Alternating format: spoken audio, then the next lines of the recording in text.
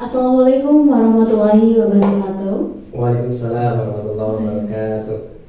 Ya, kembali bersama saya Papa Indonesia dalam acara podcast kabaran atau kajian bulan Ramadan. Ya, kali ini untuk acara podcast kali ini saya tidak sendiri tentunya. Kita kehadiran bintang tamu. Mungkin untuk mahasiswa Unisa sendiri udah gak asing sama pemateri kali ini ya. Beliau merupakan dosen pengampu mata kuliah Pendidikan Agama Islam di Universitas Al Aitam. Beliau juga merupakan kepala sekolah di SD Pesal Aitam. Mari kita sambut yang meriah yaitu Bapak Aludin Ritonga, Magister Pendidikan Agama Islam. Assalamualaikum Bapak. Waalaikumsalam. Selamat sore, bagaimana kabarnya Pak? Alhamdulillah luar biasa. Allahu Akbar. Alhamdulillah. Semoga selalu sehat dan semangat ya Pak di bulan Ramadan ini. Sehat ya. By the way Bapak, di bulan Ramadan ini Bapak sibuk ngapain nih Pak? Ya, kalau Ramadan ini kita selain aktivitas kewajiban ya, kan selain kita mengajar juga ya, mengajar dasar menengah, kemudian juga ya jadi dosen juga, kemudian ya aktivitas lah di apa namanya di warga ya, di warga aktif ya, memperlukan masjid lah seperti itu ya, kajian-kajian pengajian lah seperti itu sih aktivitasnya. Alhamdulillah, berarti dengan bulan suci Ramadan ini tidak mengurangi rasa semangat dalam menjalankan aktivitas ya Pak ya? Iya, jadi Iya. harus beraktivitas walaupun lagi Ramadan ya, lagi Betul. puasa, tapi kita tetap semangat begitu. Kalau Rasulullah Ramadan itu sedikit makan, sedikit tidur. Kalau Rasulullah SAW, kalau kita sedikit-sedikit makan, sedikit-sedikit tidur gitu ya. Iya. Kami juga ucapkan selamat datang kepada para audiens yang sudah bergabung dimanapun Anda berada. Baik, Sobat Kabaran, untuk podcast perdana kali ini kita akan membahas suatu tema ya Pak. Tema yang menarik untuk kita bahas yaitu adalah menjadikan diri yang bertakwa, menjadi diri yang bertakwa dengan berpuasa gitu Pak. Iya, betul. Ya. Baik, Sobat Kabaran, untuk berbicara mengenai puasa sendiri gitu ya Pak. Iya. Makna puasa sudah Allah jelaskan secara jelas dalam Al-Qur'an gitu ya Pak. Betul. Untuk dan agar manusia menjadi insan yang bertakwa gitu ya Pak. Iya. Nah, Bapak bisa dijelaskan sebetulnya Pak Iya, makna puasa yang jelas itu dan makna puasa dalam syariat Islam itu seperti apa sih Pak? Iya, baik. La'allakum tattaqun ya, agar kita menjadi hamba Allah yang bertakwa. Di sini kan la'alla. Kalau tidak puasa, jadi pertanyaannya gini kan, apakah orang yang berpuasa bertakwa? Kan gitu. Jadi Iya. apakah kita benar berpuasa? Nah, kalau sudah berpuasa bertakwa tidak? Kan belum tentu. Ya, Iya, belum tentu. Jadi kalau kita puasa, apakah pasti bertakwa? Nih di sini berbeda-beda kan. Ada, kalau ulama kan menjelaskan ada 3 tingkatan puasa ya Kak ya. Iya. Ada puasa umum, ada yang kedua puasa khusus, yang ketiga puasa khusus. Jadi lebih khusus lagi. Kalau puasa umum orang yang apa namanya hanya menahan lapar dan haus, ya umum gitu biasa gitu ya, hanya biasa hanya nahan lapar dan haus. Nah kalau yang khusus dia agak levelnya agak lebih naik, ya dia mungkin di situ mengerjakan sholat gitu ya, mengerjakan tadarus. Nah yang level yang lebih tinggi adalah khusus bil khusus. Jadi lebih khusus lagi dia menahan pandangan, menahan hawa nafsu, menahan amarah. Jadi kalau ada yang mau ngajak berantem, ini soimun, saya sedang saum gitu ya. Jadi Iya. lebih khusus itu lebih segaranya dia jaga, mulai dari ujung rambut sampai ujung kaki dia menjaga dari yang akan membatalkan. Nah makanya di situ la'allakum tattaqun, agar kita menjadi hamba Allah yang bertakwa. Nah seperti itu barangkali ini. Masya Allah sekali, berarti Bapak puasa itu bukan hanya menahan lapar dan juga Betul. haus saja ya Pak? Iya. Ternyata termasuk juga kita menahan hawa nafsu. Menahan hawa nafsu. Ya, yang selanjutnya berbicara mengenai takwa nih ya Pak. Betul. Takwa itu adalah menjalankan segala perintah dan menjauhi segala larangan dari Allah Iya, gitu Pak. betul. Nah salah satu tujuan yang Bapak tadi sebutkan, tujuan kita berpuasa itu adalah untuk mencapai derajat takwa nih, Iya, ya. betul. Nah Bapak sebetulnya takwa itu dalam makna yang dalam itu seperti apa dan indikator orang seperti apa Pak yang dikategorikan orang yang bertakwa Pak? Oke, baik. Takwa itu adalah kita berhati-hati dalam segala aktivitas kita, sehingga kita dijauhkan oleh Allah Subhanahu wa taala dari yang namanya perbuatan dosa. Nah, makanya takwa itu banyak dalam Al-Qur'an ya. Jadi banyak la'allakum tattaqun. Kemudian dalam surat At-Tolak juga ada beberapa ciri orang-orang yang bertakwa. Kalau kita bertakwa maka oleh Allah akan dimudahkan segala urusan. Jadi kalau orang yang bertakwa ini dia belum mencari solusi, Allah sudah ngasih jalan. Ya, jadi kalau orang yang bertakwa itu kan melaksanakan seluruh perintah Allah dan menjauhi segala larangan Allah. Jadi bagi orang yang bertakwa, dia belum mencari solusi, Allah sudah ngasih solusi. Ya, caranya apa? Dekatkan diri dengan Allah. Jadi perbaiki hubungan kita dengan Allah melalui takwa. Kalau hubungan kita dengan Allah baik, pasti Allah pun nggak akan susah. Allah akan memberikan kita jalan, kemudian Allah akan memberikan berbagai formula kehidupan, solusi, ya, memberikan solusi yang kita tidak tahu dari mana. Selain itu juga Pak, orang yang bertakwa juga seperti yang tadi Bapak sampaikan, pastinya akan lebih berhati-hati ya Pak dalam misalkan berperilaku, dalam beramal.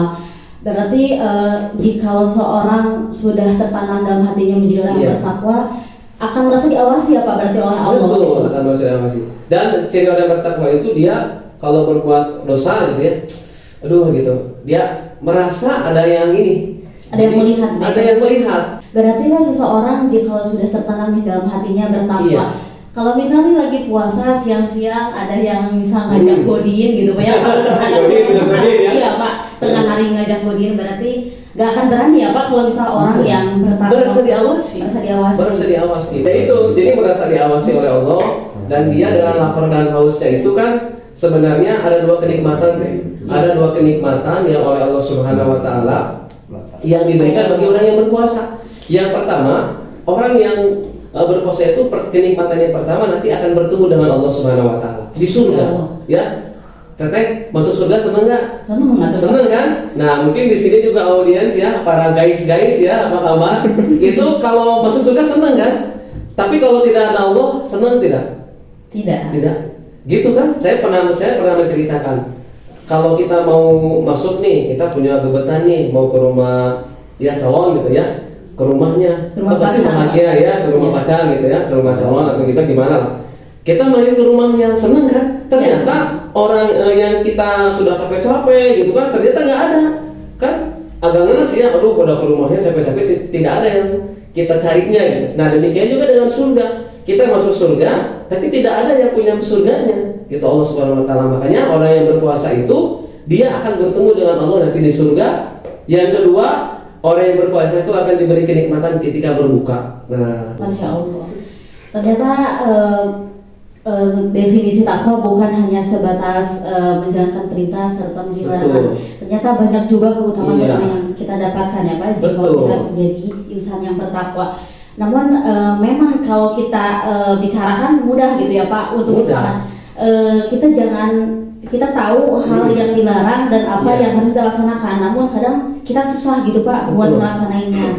Adakah gitu Pak upaya hal yang bisa kita dapatkan untuk menanamkan jiwa takwa ini dalam diri kita gitu Pak? Memang gini, jadi memang tadi sudah disampaikan bahwa kita mencari gelar takwa itu memang berat ya, berat sekali. Jadi kan itu suatu proses. Orang yang bertakwa itu dia akan istiqomah sampai dia menunggu kemenangan. Nah demikian juga dengan Ramadan. Nah Ramadan ini kita sekarang hari yang ke-9 ya, hari yang ke-9 ini kan seperti babak penyisihan lah, ya. Nah nanti sudah masuk 10 hari kedua gitu kan, sudah mulai nih siapa yang istiqomah, siapa yang memang puasanya ya bermalas-malasan dan nanti finalnya 10 hari terakhir. Jadi puasa itu bukan hanya kita di bulan Ramadan katanya. Jadi bukan hanya di bulan Ramadan menjadi hamba Allah yang bertakwa itu, tetapi setelah Ramadan itu kita diutamakan, diusahakan, diikhtiarkan tetap mempertahankan ya. Nanti kan setelah Ramadan kan Syawal ya. Syawal itu kan artinya meningkat ya. Kalau Ramadan itu artinya panas ya, dibakar. Ramadan itu kan artinya dibakar. Apa yang dibakar? Yang dibakar itu adalah dosa-dosa kita. Kan gitu. Nah setelah Ramadan kita ditempa dengan sholat subuh, itu kan kurikulum Ramadan. Rasulullah kurikulum Ramadan kan sahur, kemudian kan sholat fardu, tadarus ya, aktivitas, kemudian sholat duhur, asar, maghrib, seperti itu kita selama 30 hari. Nah, Syawal itu nanti artinya meningkat. Jadi kalau sudah Syawal jangan sampai kita ke bawah lagi, kembali ke alam masing-masing ya, kembali ke jalan pabrik. Iya, kembali ke jalan pabrik. Nah, seperti itu, jangan seperti itu. Jadi kita harusnya lebih istiqomah nanti. Makanya pada bulan Syawal itu kita diingatkan oleh Allah puasa 6 hari di bulan Syawal. Jadi supaya terus sampai nanti bertemu lagi dengan bulan Ramadan yang akan datang. Berarti setelah nanti kita menginjak kalbanya final gitu ya Pak, sudah Syawal, jangan sampai kita yang tadinya semangat dalam beribadah, jangan sampai kita kayak sekarang pabrik lagi gitu ya Pak ya. Alhamdulillah, jangan. Harus istiqomah gitu. Memang istiqomah itu berat. Karena memang orang yang puasa itu pintu-pintu surga dibuka selebar-lebarnya. Ya, dan pintu neraka ditutup serapat-rapatnya. Dan pada saat itu setan itu dibelenggu. Dia akan susah menggoda kita karena dia dibelenggu. Ya itu. Lalu Pak, gimana dong kalau misalkan ada pembunuhan, misalkan betul. Zina, tawuran gitu kan? Saya kemarin baca di media sosial tawuran, pembunuhan. Kenapa bisa gitu? Karena gini, setiap kita kan dijaga, setiap kita kan ada jinnya ya, jin korin kan. Ya, setiap manusia itu didekati atau ada jin korin. Nah, yang di luar mungkin dibelenggu. Nah, dia tidak bisa menguasai jin yang ada pada dirinya, sehingga dengan mudahnya dia mengganggu kita. Begitu. Ya, berarti betul kata Bapak. Di bulan Ramadan ini pintu surga dibuka selebar-lebarnya dan pintu neraka ditutup serapat-rapatnya gitu Pak. Berarti banyak juga kan kata Bapak juga tadi orang-orang yang melakukan maksiat ya Pak di bulan Ramadan ini, yang nggolimah gitu Pak ya, yang berpacaran tetap puasa ya Pak ya. Berarti itu jangan kayak ini kan gara-gara dibisikkan setan gitu ya kalau bahasa nama padahal itu yang bisa mengendalikan adalah diri kita sendiri ya. Misalkan kita melakukan dosa ya, di akhirat nanti kita beralasan kenapa kamu tidak sholat, itu kan disuruh setan gitu diajak setan. Nanti ketika kita di akhirat nanti di hari kiamat terjadi perdebatan kita dengan setan. Kenapa kamu misalkan tidak sholat, disuruh setan gitu ya. Nanti setan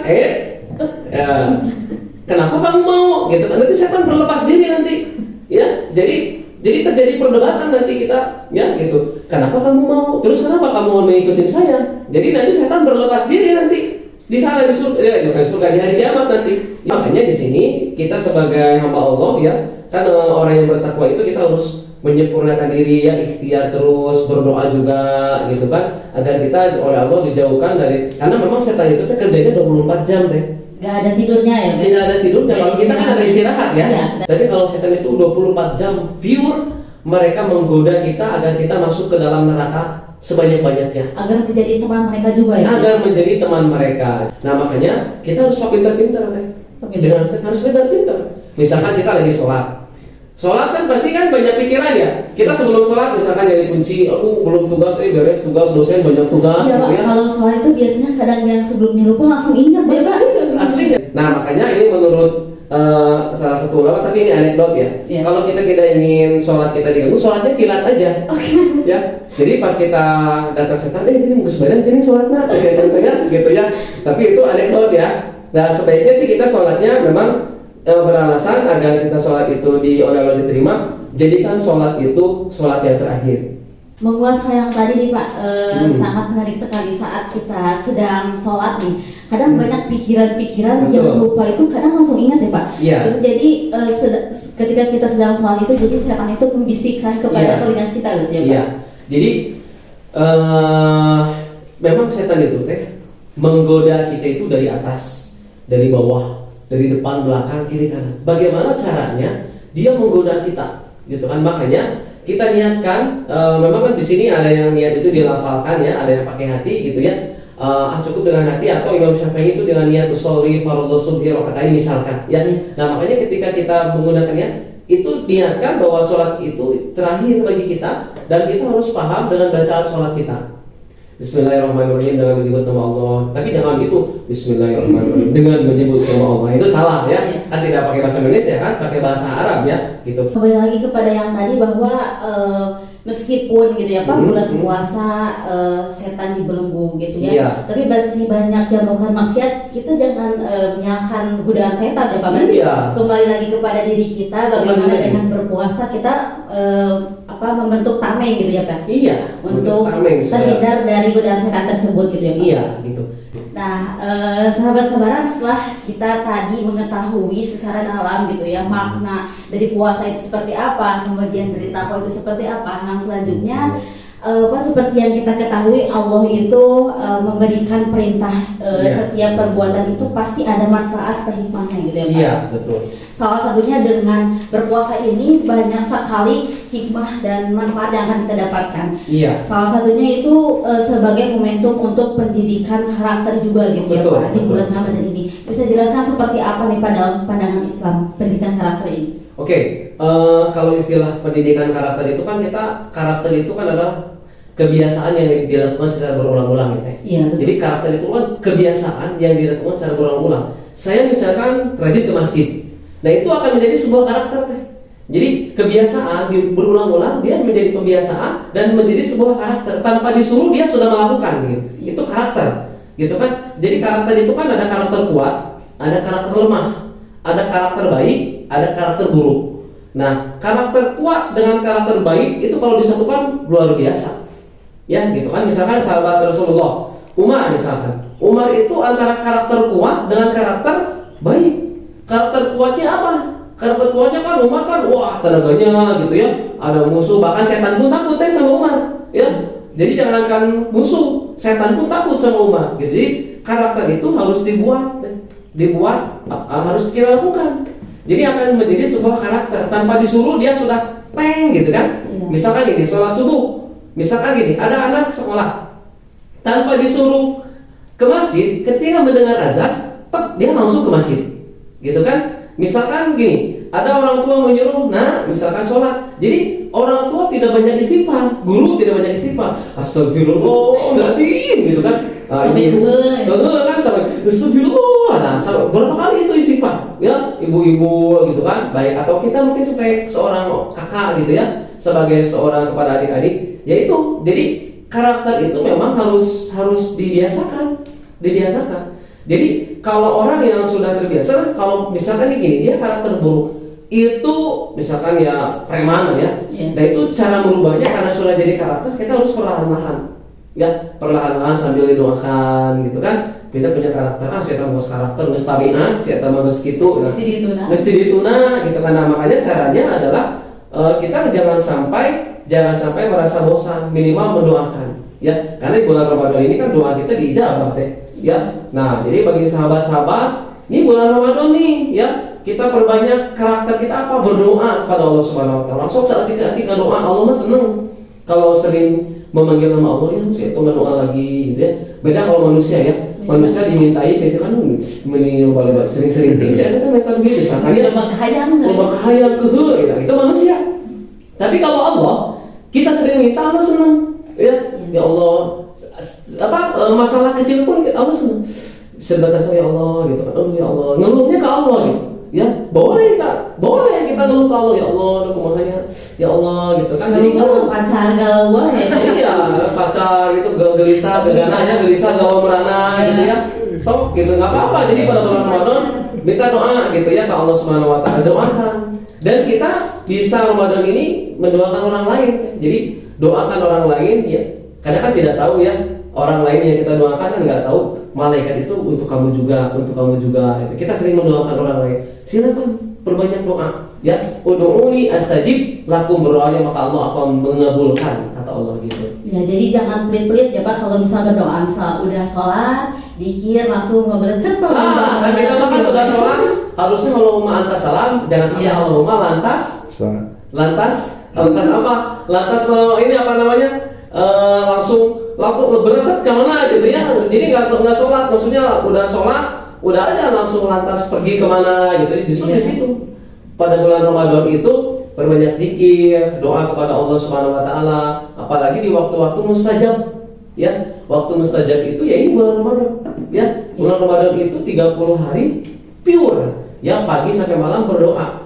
Apalagi setelah selesai sholat, apalagi sekarang Jumat ya. Jumat itu Sayyidul Ayyam, rajanya hari, kita berdoa kepada Allah rajin. Apalagi nanti setelah Jumat, setelah sholat asar, ya, setelah sholat asar itu doa diijabah teh. Ya, setelah kita melakukan sholat asar, lalu ada jeda sebentar, kita berdoa kepada Allah, itu doa diijabah. Sok, teteh mau minta apa, minta ke Allah Subhanahu Wa Taala. Hanya doa itu 3. Ada kita di sini berdoa, langsung diijabah. Ya, ya Allah, saya ingin teh manis misalkan. Datang teh manis, ya. Jadi hari itu berdoa, hari itu diijabah. Dibayar kontan ya, Pak? Langsung dibayar kontan. Yang kedua, doa kita kepada Allah nggak diijabahnya sekarang. Mungkin nanti 2 tahun, mungkin nanti 3 tahun. Ya Allah, berikan aku jodoh yang solehah, ya Allah, jodoh yang cantik, solehah, yang ganteng, yang tajir dan lain sebagainya. Sekarang doa kan? Iya. Tapi nanti diijabahnya 2 tahun, 3 tahun. Gitu kan? Dan yang ketiga, doa nanti yang oleh Allah diberikan nanti di akhirat. Sekarang berdoa. Doanya apa? Rabbana atina fid dunya hasanah wa fil akhirati hasanah wa qina adzabannar. Dijauhkan dari siksa api neraka. Kan gitu kan? Nah, syarat masuk surga apa teh? Apa teman-teman syarat masuk surga? Ya, kemarin iman, amal soleh gitu ya, takwa gitu. Iya betul. Nah, ternyata yang pertama syarat masuk surga itu adalah mati. So kira-kira kalau nggak mati masuk surga nggak? Harus mati dulu, gitu kan? Hanya itu masih koma, mati koma kan? Mati yang bagaimana? Husnul khotimah. Itu. Apakah su'ul khotimah atau husnul khotimah? Nah makanya kita kata Allah Subhanahu Wa Taala, wal asri innal insana lafi khusr. Kita dalam keadaan rugi deh. Ya Allah tuh bersumpah bahwa demi waktu ya kita manusia dalam keadaan rugi. Illa ladina amanu, kecuali orang yang beriman wa amilus sholihati, ya, beramal soleh wa tawassaw bil haq wa tawassaw bis sabr, menasihati, ya, berwasiat. Kan kita ini kan sekarang sering berwasiat ya. Alhamdulillah nih tim Imakom luar biasa kan, menasihati di dalam kebenaran. Kan kita sambil ngorbit ya, ngobrol sambil ngabuburit. Nah, kita ngorbit ngobrol sambil ngabuburit. Ya, masalah keagamaan, masalah kekinian begitulah. Kadang kalau misal nih Pak, masalah berdoa nih, kadang kita ngerasa apa ya, kalau misal hal yang kita minta tapi tidak terlaksana, kadang bosan gitu ya Pak. Kenapa Allah gak ngeijabah doa saya, kenapa? Padahal ternyata ada memang ada doa yang enggak langsung diijabah gitu ya. Iya, betul. Jadi gini teh, kalau kita berdoa langsung diijabah, kadang-kadang kita nggak doa lagi. Karena udah kecumburan. Karena sudah kecumburan asli. Iya. Nah, lalu kenapa misalkan doa kita belum dijabah? Allah senang dengan doa kita. Allah senang dengan untayan bahasa kita, gitu ya. Gitu makanya kalau kita rajin berdoa sama Allah dulu, mungkin kita harus lebih gas lagi doanya, ya. Sambil berdoa gitu, sambil meneteskan air mata gitu. Jadi berdoanya udah benar belum? Sudah betul digaskan atau enggak gitu ya? Karena Allah senang dengan doa, karena Allah tidak akan bosan. Justru Allah senang dengan doa-doa yang kita untaikan kepada Allah Subhanahu Wa Taala. Allah senang gitu. Apalagi dengan doa pakai Asmaul Husna, ya Allah, ya Rahman, pujian dulu. Alhamdulillahirabbil alamin, sholawat dulu. Sok dipuji dulu, Allah pasti senang. Kita juga manusia senang ya. Katanya misalkan mau ke dosen atau ke orang tua, mama ada bager, mama ada gelis, mama ada pinter ya, mama ada kalau kita minta, pasti kan senang ya?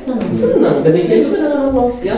Allah kita puja, Allah kita puji dengan sholawat dulu, dengan Asmaul Husna, merendahkan diri kepada Allah. Ya Allah, insya Allah doa-doa kita ya, ini doa-doa kita insya Allah ya diijabah ya di bulan Ramadan ini. Minimal dapat THR gitu ya. THR. Tunggu nanti bulan ini ya, Idul Fitri. Iya gitu. Ya Pak, jadi ibaratnya kalau kita nih ke orang tua bisa mau minta uang kan gak mungkin. Mah minta uang gak mungkin ya. Jadi kita kayak mengambil hatinya dulu. Betul, gitu ya. Gimana setidaknya puji dulu atau puji gimana? Dulu orang tua kita. Ya itu kan orang tua itu seperti ini ya. Ya seperti bukan Tuhan yang kedua, maksudnya keramat lah ya. Ibu, apalagi ibu.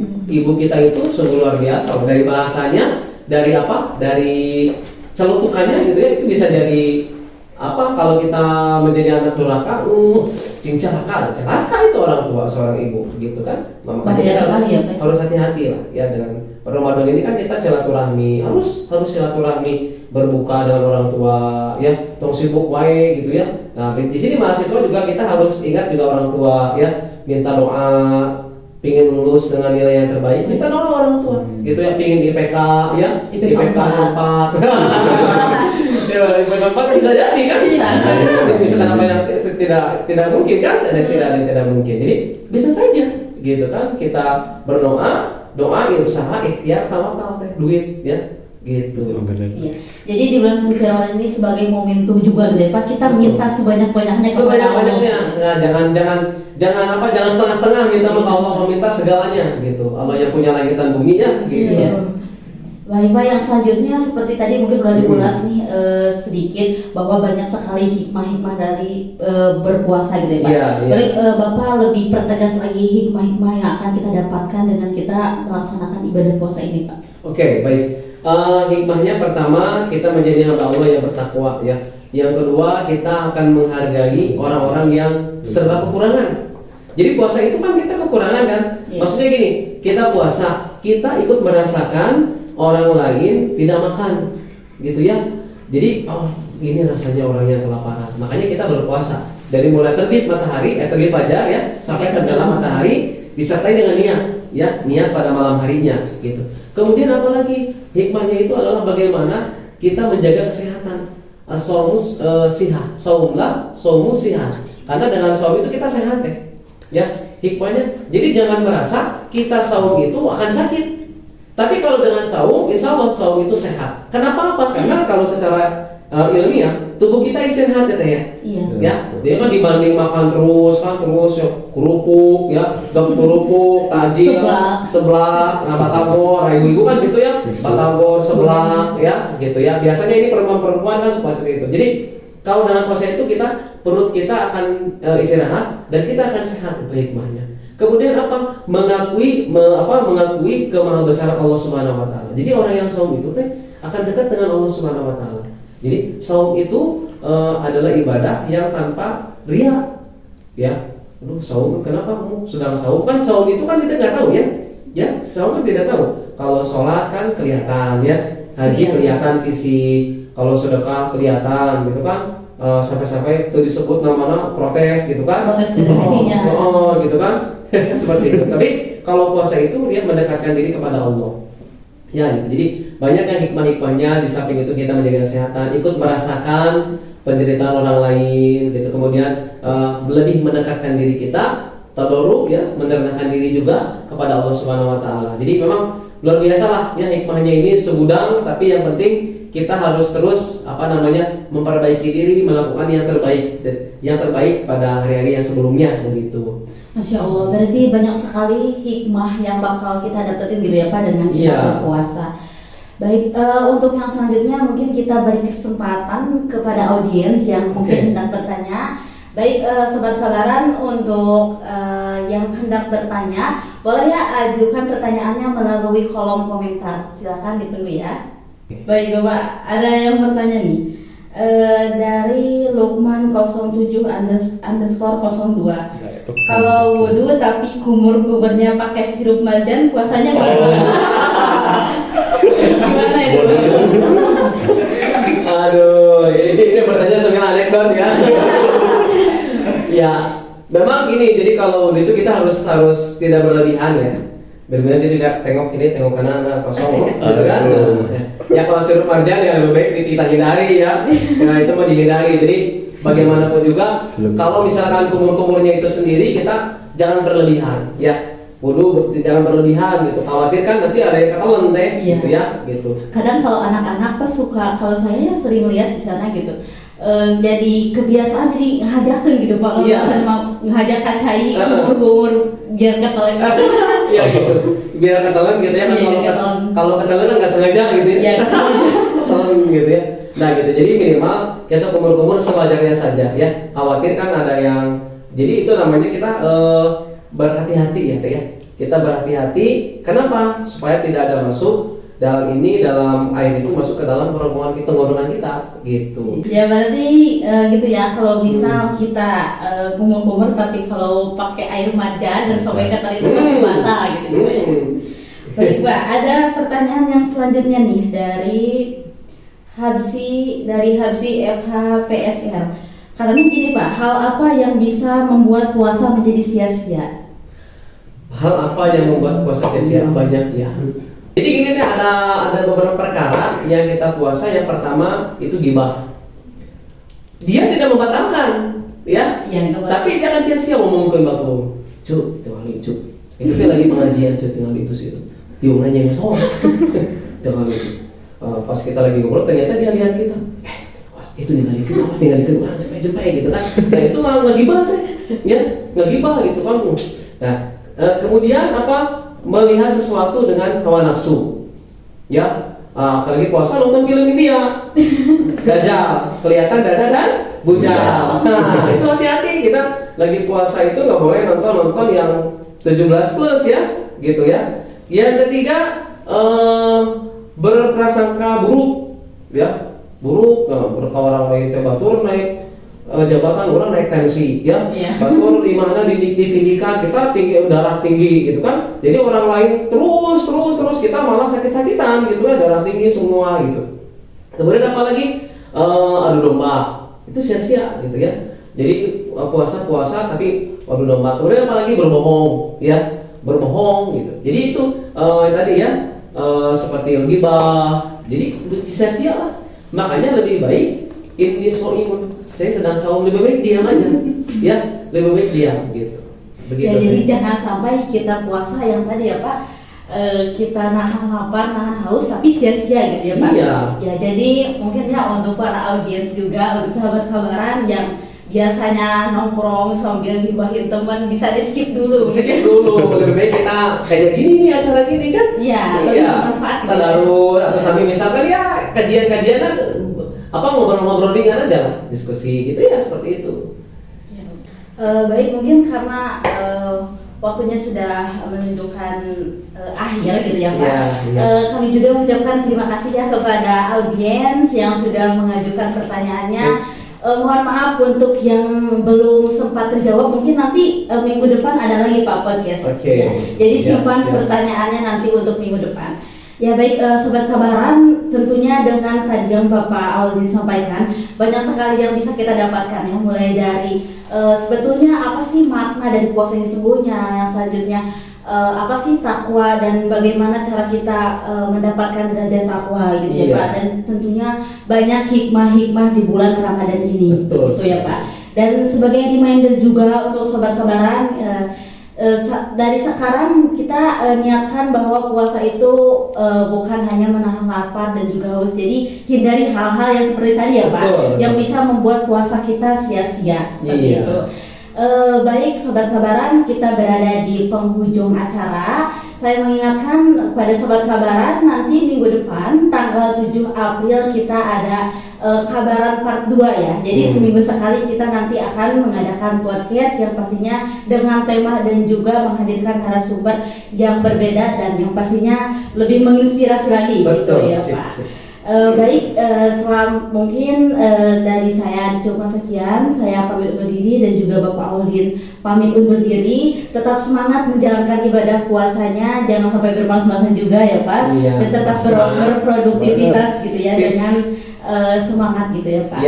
Baik, dari kami diucapkan sekian, sampai jumpa. Jangan lupa juga untuk postingan nantinya akan di share juga di YouTube kami. Jangan lupa di like, comment, and subscribe ya. Wabillahi taufiq wal hidayah. Wassalamualaikum warahmatullahi wabarakatuh. Waalaikumsalam warahmatullahi wabarakatuh.